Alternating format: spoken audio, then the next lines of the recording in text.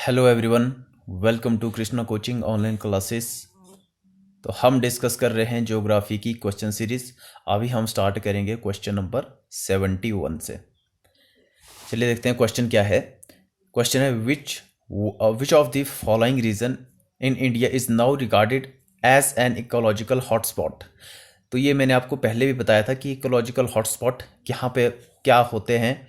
ठीक है, जहाँ पे बहुत सारी फ्लोरा एंड फौना की जो प्रजातियाँ होती हैं वो बहुत होती है, मतलब उन पे बहुत विविधता होती है।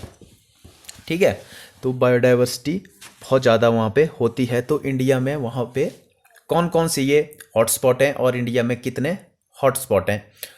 तो वेस्टर्न हिमालय मैप में आप देखोगे कि कौन कौन से साइड में हॉटस्पॉट एरिया हैं।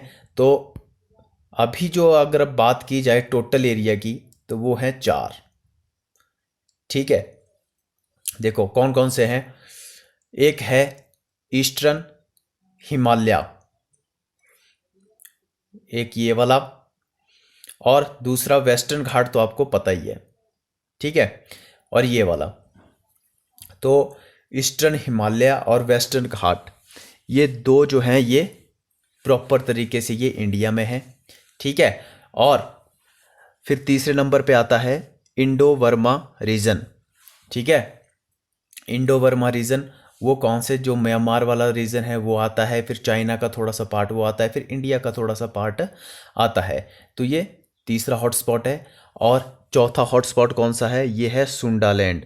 सुंडालैंड आप देखोगे निकोबार आइलैंड, जो निकोबार आइलैंड है वो रिप्रेजेंट करता है इंडिया को। तो सुंडालैंड हॉटस्पॉट है, उस पर बहुत सारा एरिया जैसे थाईलैंड का, सुमात्रा का ये एरिया आते हैं, और निकोबार एरिया जो इंडिया का वो भी हॉटस्पॉट वाले एरिया में आता है।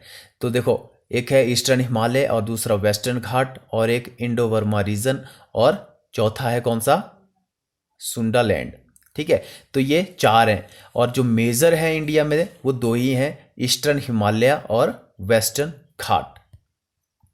ओके, तो इनके बारे में आपको पता होना चाहिए हॉटस्पॉट के बारे में कि हॉटस्पॉट होता क्या है और इंडिया में कितने हॉटस्पॉट हैं। तो यहाँ पे सिर्फ एक वेस्टर्न घाट के बारे में ही बताया हुआ है। ठीक है, तो western Ghat is regarded as of the world's 10 hotspot biodiversity hotspot, hottest biodiversity hotspot. It has over 7,402 species of flowering plant की है, और 1814 स्पीसीज की किस चीज़ की है, ये नॉन फ्लावरिंग प्लांट की है, और 139 मैमल और 508 बर्ड स्पीसीज हैं, और ये 179 एम्फीबियन स्पीसीज हैं, और 6,000 के आसपास इंसेक्ट स्पीसीज हैं। ओके, तो 290 फ्रेश वाटर फिश स्पीसीज हैं। तो आपने इतनी याद ये चीज़ें आपने देखी कि इतनी सारी जो विविधता होती है वो हॉटस्पॉट में होती है। जहाँ जिस एरिया में इतनी विविधता होती है इसलिए उस एरिया को क्या बोला जाता है, बायोडाइवर्सिटी हॉटस्पॉट। क्लियर, तो चलिए नेक्स्ट क्वेश्चन पे चलते हैं। First national park of India that was established in 1936 was named as. तो कौन सा था, Kanha national park, Bharatpur national park या हेली नेशनल पार्क। तो इसका राइट आंसर है हेली नेशनल पार्क। ये आपको पता है, इसको जिम कॉर्बेट नेशनल पार्क भी बोला जाता है। ये कहाँ पे है, उत्तराखंड में। राजाजी नेशनल पार्क कहाँ पे है, उत्तराखंड में। भरतपुर नेशनल पार्क कहाँ पे है, राजस्थान में। कान्हा नेशनल पार्क कहाँ पे है, मध्य प्रदेश में। ओके, आइए नेक्स्ट क्वेश्चन पे चलते हैं। इसके बारे में पहले देख लेते हैं। India's first national park was established 1936 as Hailey national park. Okay, protect the endangered Bengal tiger. तो ये बंगाल टाइगर के को प्रोटेक्ट करता है। It is now known as Jim Corbett national park, ये भी आपको पता है। It is located in Nainital district of Uttarakhand and was named after Jim Corbett. ये कौन था, British Indian hunter and tracker था। ठीक है, turn conservationist who played a की रोल इन इट्स एस्टेब्लिशमेंट। ठीक है, तो इन्हीं के नाम पे फिर इसका नाम जिम कॉर्बेट रखा गया। पहले इसका नाम हेली नेशनल पार्क था जब ये 1936 में इसको एस्टेब्लिश किया गया था। ओके, नेक्स्ट क्वेश्चन पे चलते हैं। The natural habitat of rhinoceros in India is. तो कौन सा है राइनोसोरस के लिए नेचुरल हैबिटेट? भरतपुर तो आपको पता है ये बर्ड सेंचुरी है, गिर फॉरेस्ट ये लॉयन के लिए है, ठीक है, और काजीरंगा है राइनोसोरस के लिए जो कि असम में है, ठीक है, और नीलगिरी कहाँ पे है? ये तमिलनाडु में है, ओके। और ये नीलगिरी ताहर और यहाँ पे बहुत सारी जो स्पीसीज हैं वो नीलगिरी में है। भरतपुर राजस्थान, गिर फॉरेस्ट आपको पता है गुजरात में है, और काजीरंगा कहाँ पे है? ये असम में है। देखो इसके बारे में, Kaziranga national park in the Golaghat and Nagaon district of Assam from the natural habitat of rhinoceros in India. The sanctuary host 2/3 of the world great one horn rhinoceros. तो ये आपने याद रखना है। Kaziranga is also home the highest density of tiger among the protect area in the world, ठीक है। तो ये एक तो आपको इनके बारे में ये पता होना चाहिए कि ये नेशनल पार्क है कहाँ पे, और दूसरा इनके बारे में ये पता होना चाहिए कि ये किस चीज को प्रोटेक्ट करने के लिए फेमस है, ठीक है। नेक्स्ट क्वेश्चन पे चलते हैं।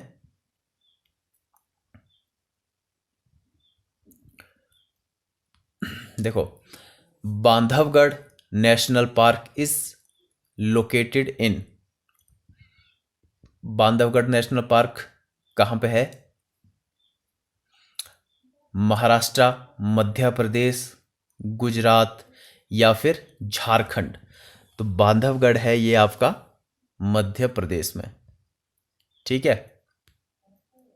तो देखो, Bandhavgarh national park is one of the popular national park in India, located in the Umaria district of Madhya Pradesh, known for high density of tiger. Okay, Bandhavgarh was declared a national park. कब declare किया गया था? 1968 को। The park derives its name from the most prominent hillock of the area, which was said to the given the Hindu Lord Rama to Lakshman to keep a watch on Sri Lanka. Lanka में watch करने के लिए, ठीक है, जब रामायण में आपने देखा भी होगा इस दृश्य को। तो नेक्स्ट क्वेश्चन पे चलते हैं। Which sanctuary in India is famous for rhinoceros and in which state is it located? तो अभी अभी हमने ये क्वेश्चन भी डिस्कस किया। गिर गुजरात में शेर के लिए, जो एशिया शेर हैं वो सिर्फ गुजरात के जंगलों में, गिर के जंगलों में ही पाए जाते हैं। और काजीरंगा जो है ये इसका राइट आंसर है, ओके। रणथंभौर ये और जिम कॉर्बेट जो है ये जो बंगाल टाइगर को प्रोटेक्ट करने के लिए है। नेक्स्ट क्वेश्चन पे चलते हैं। पहले इसके देखो, Kaziranga national park located in the Golaghat and Nayagaon district of Assam has to be distinction to being home of the world largest population of the greater one-horned rhinoceros. It also boasts the high density of tiger among the protected area in the world. यह भी हमने discuss किया था इसके बारे में। Next question है, which one of the following bioreserve of India is not included in the world network of biosphere reserve? तो कौन सा है? नहीं है, ठीक है। India is not include in the world network of biosphere reserve. तो आपको मैंने लास्ट वीडियो में भी बताया था कि इंडिया में कितने बायोस्फीयर रिजर्व हैं? 18 बायोस्फीयर रिजर्व हैं, ठीक है। तो कौन सा इस पे ऐड नहीं है? तो देखो, गल्फ ऑफ मन्नार तो सबसे बड़ा बायोस्फीयर रिजर्व है, और नीलगिरी जो है वो सबसे पुराना, और जिम कॉर्बेट जो है वो इस पे इंक्लूड नहीं है, ठीक है। तो देखो, 10 of the 18 biosphere reserve of India are a part of world network of biosphere reserve, ठीक है। 18 में से 10 based on the UNESCO man and biosphere programme list. ये आपने एक चीज़ याद रखनी है कि जो मैप है मैन एंड बायोस्फीयर प्रोग्राम, जो ये किसके द्वारा या किसके अंडर काम करता है? ये यूनेस्को के अंडर काम करता है। United Nation Educational Scientific and Cultural Organization इसकी फुल फॉर्म है, और इसका हेडक्वार्टर पेरिस में है, फ्रांस में। Some of them are Nanda Devi biosphere reserve कहाँ पे है? उत्तराखंड में। गल्फ ऑफ मन्नार ये है तमिलनाडु में, और सुंदरवन जो है ये है वेस्ट बंगाल में। तो ये आपको पता होना चाहिए। नेक्स्ट क्वेश्चन पे चलते हैं। इन India the temperate forest research centre is in which city? Temperate forest research centre पूछा गया है यहाँ पे, तो ये कहाँ पे है? ये है शिमला में। और जो FRI है, फॉरेस्ट रिसर्च इंस्टीट्यूट है, वो कहाँ पे है? वो है देहरादून में। ओके, तो देखो, the temperate forest research centre is located at Shimla.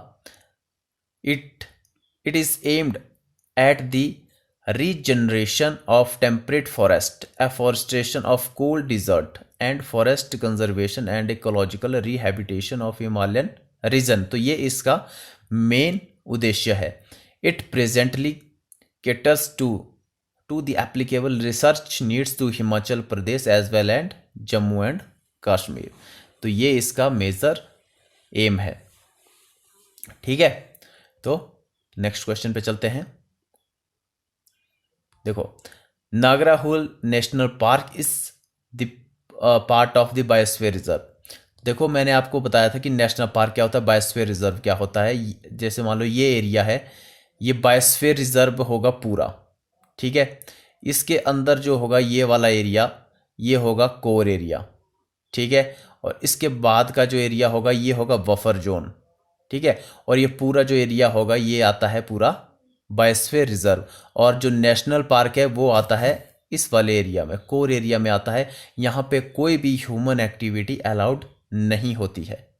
ठीक है, तो सिंपली भाषा में आपने ये समझना है कि बायोस्फीयर रिजर्व कैसा होता है, और उसके अंदर ही फिर नेशनल पार्क होता है।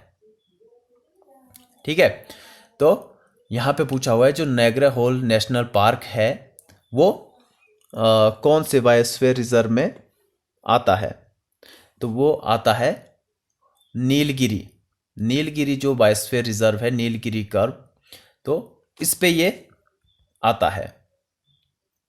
ठीक है, तो नागरा होल नेशनल पार्क जो है कहाँ पे? ये है कर्नाटका में। देखो, Nagarhole national park also known as Rajiv Gandhi national park, ये भी आपने याद रखना है कि इसको क्या बोला जाता है? राजीव गांधी नेशनल पार्क भी बोला जाता है।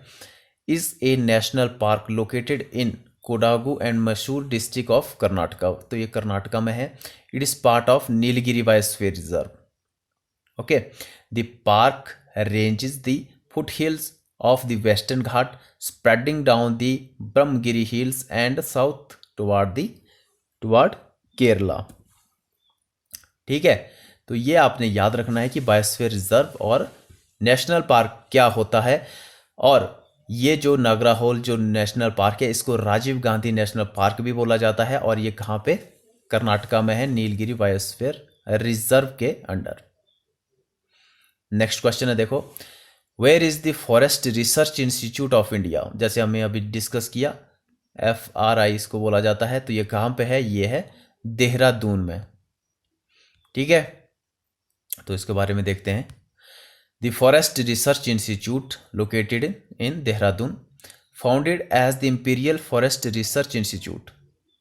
तो पहले इसको ये बोला जाता था, और कब इसको फाउंड किया था ये भी आपने याद रखना है। 1906 में इसको फाउंड किया गया था।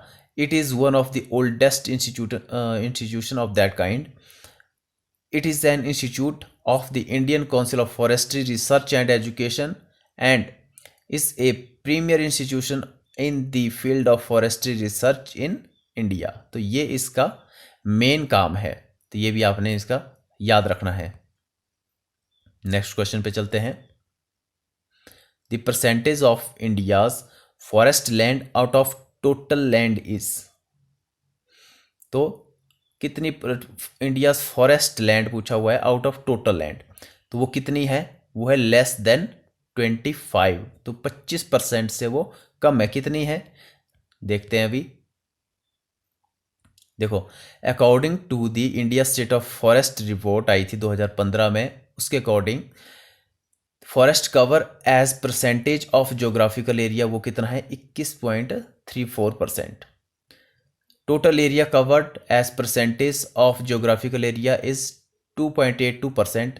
The total forest and tree covered in 79.42 million hectare which is 24% of the total geographical area. तो ये भी आपने याद रखना है।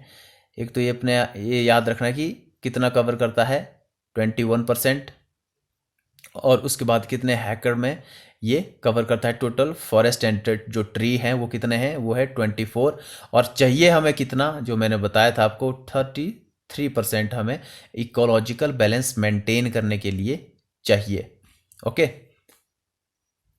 तो ये हमने लास्ट वीडियो में भी इसके बारे में डिस्कस किया था कि कितने कितने परसेंट हमें जो इकोलॉजिकल बैलेंस मेंटेन करने के लिए पेड़ जो चाहिए होते हैं वो इतने परसेंट हमें 33% हमें ज़रूरी है। ठीक है, तो यहाँ से आगे अब हम नेक्स्ट वीडियो में डिस्कस करेंगे।